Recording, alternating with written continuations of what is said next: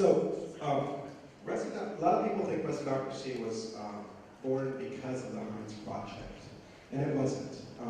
Residocracy was an evolution after a report that I wrote.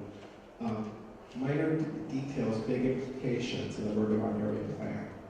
So this zoning ordinance update that we're having is really the codification of our new general plan, or revision of our general plan in 2010 loose. And in that report that I just mentioned, I did an analysis of why the loose was faulty from day one. And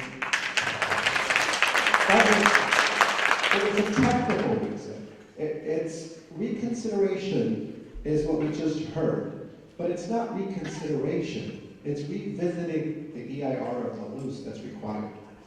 So the loose itself, we've heard that it's a document of policies and a fantastic Santa Monica, the pictures are nice, everything sounds great, but it's based on an EIR which have forecasts of growth based on SCAG projections and Department of Finance projections.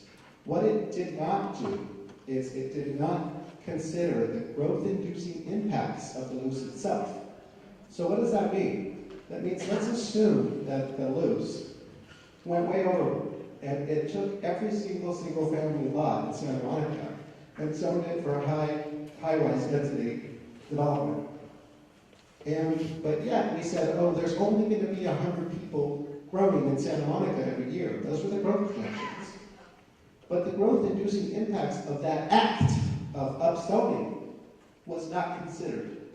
And it was not considered for any of the upzoning of the loose, or the impacts of the loose, the Tier 3 developments, the bonuses, none of that was considered. So the foundation of the loose was messed up. So it's not that we need a revisiting of the zoning ordinance. We need to start from scratch. We need to move that up.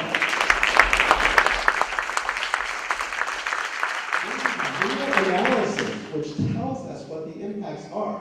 That's why you have so many angry residents, because they're seeing the impacts now. After 2.5 years, we have as many development projects in the pipeline as were projected over 20 years of the loose. That's a problem. So, when I wrote my report, the only comment that I got after that report was silence. Except for one planning staff member told me, don't ever submit engineering plans in Santa Monica. You will never be approved. That was the response to my report. And that's why residocracy was born.